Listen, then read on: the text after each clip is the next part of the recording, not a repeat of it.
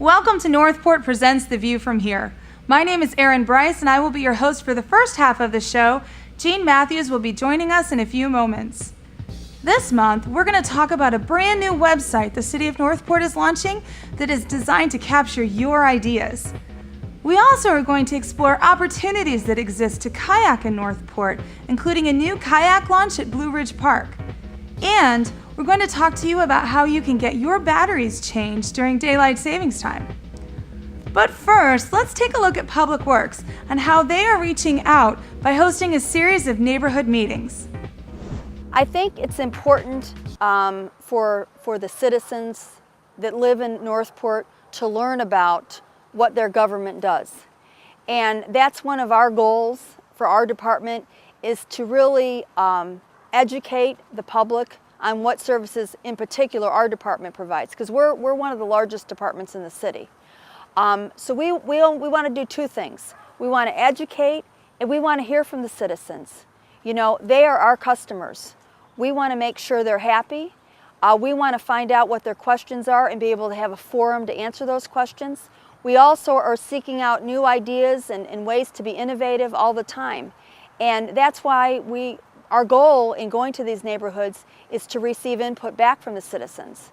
And we feel like it's a little bit more personable than just waiting for them to call or visit us at our department. This year, beginning in January, we met with the Jockey Club of Northport, their homeowners association, and the Department of Public Works went there and had what we call a neighborhood meeting. We met with their group and we described our services to them.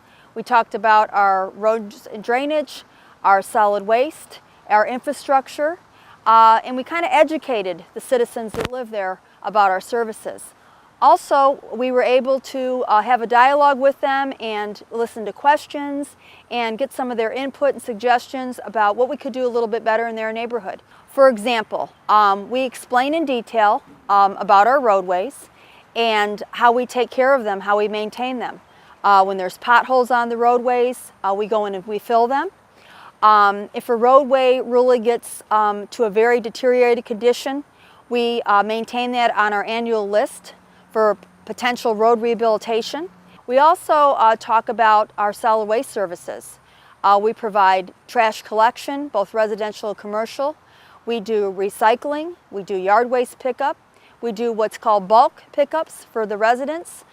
Twice a year, they can basically put out what they need to as far as household items, and there's no additional charge. And then in addition to that, we provide pickup, for example, for appliances and larger items, and that's on a cost basis.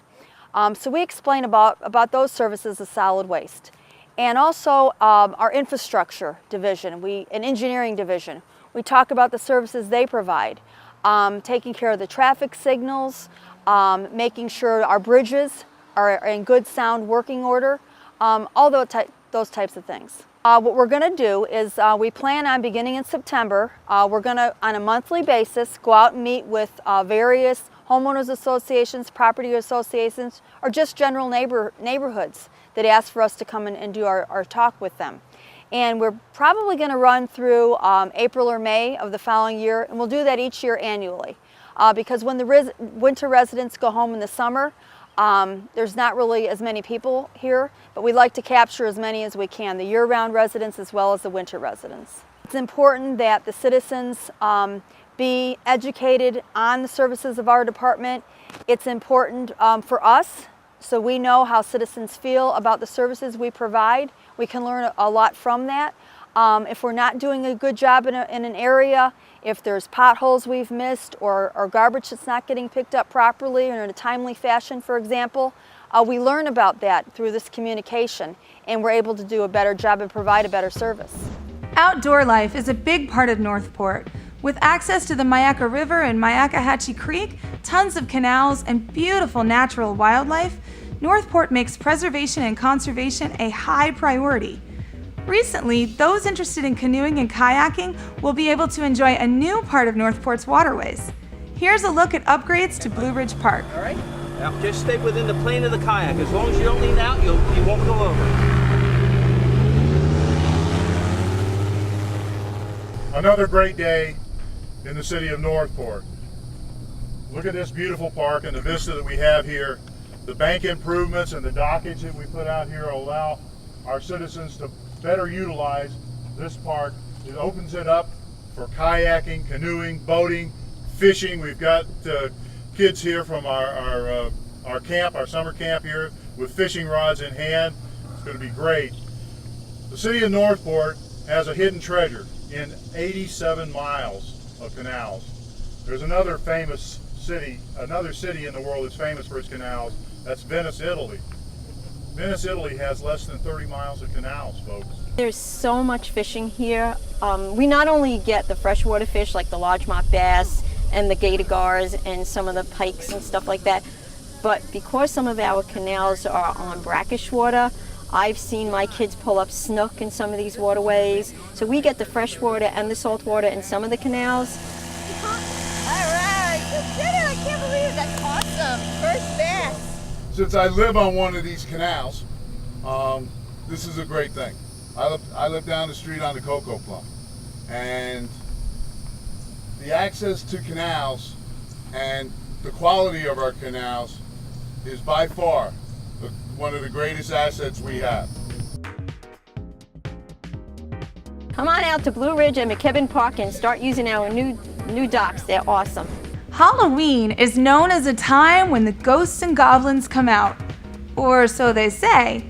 But one thing we know for sure is that every Halloween, Northport families are at Northport City Hall and experiencing some of the best costumes and decorations in the region. This year, the event promises to be even bigger. Here's a look. This year's Halloween at City Hall is going to be fun and different. We're planning on opening up areas for nonprofit organizations to come out and set up a themed area so the kids can go by and visit them. We also are planning some food vendors to come out so that the parents that are coming straight from work have the opportunity to buy a hamburger or a hot dog for their child while they're waiting on the line to get into City Hall. We possibly may be having live entertainment so that while you're out here waiting, it kind of gives you that lively little pep before you get into the building. In the building, we generally have the 3 floors are decorated in different themes. We're not positive of the themes right now. It's kind of a hush-hush until everybody gets together and decides what they're gonna do.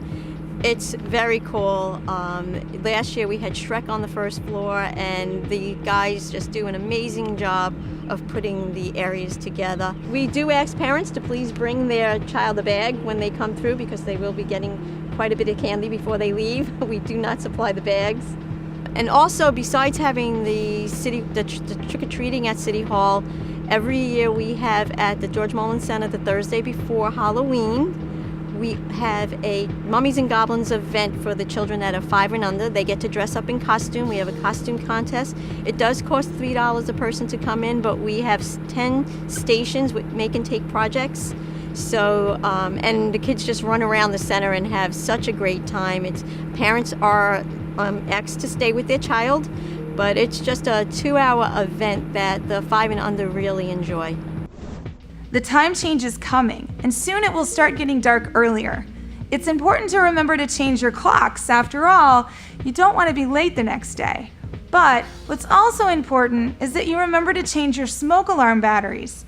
Check out this program offered by our Northport Fire Rescue District regarding batteries. It's become a very successful program. We get lots of calls here. I think last year, 2011, we replaced almost 1,700 batteries in the city of Northport. So it's a very popular program, and we feel much more comfortable about people being safe.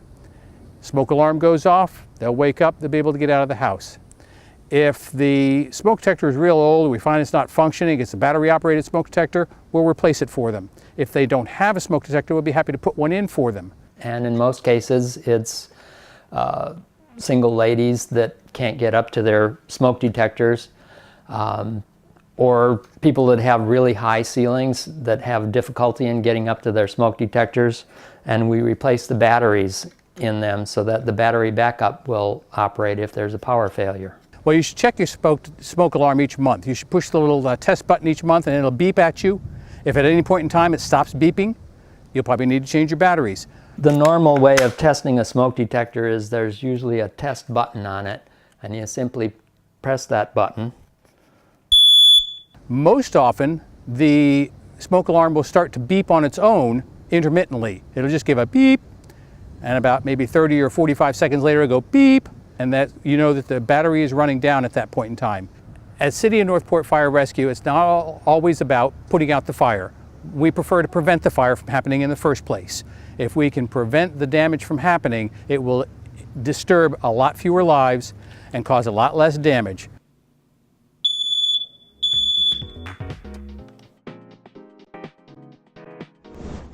The City of Northport prides itself on being a place where its residents can truly make a difference. Recently, the city launched a website where residents can give their ideas on how to make Northport better. Here's a look at this exciting project. This is just another way that Northport residents can participate in city government. There are a lot of unique features with this website.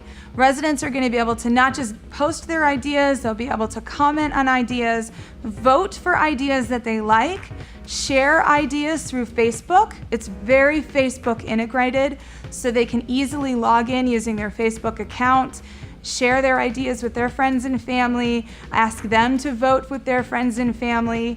They're going to be able to follow their ideas. So city staff will be monitoring the ideas that come in, and if there's an idea that the city staff thinks, hey, you know what, we should do that, we'll be able to post that information up on that idea. So the resident can actually see that city staff is listening.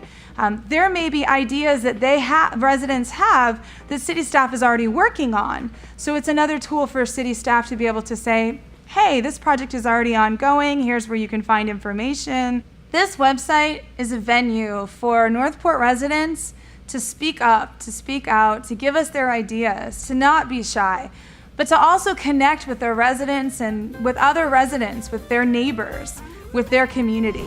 We're gonna take a short break, and when we come back, you'll get a chance to see an interview between host Gene Matthews and Social Services Division Manager Zuma Solero about upcoming holiday programs.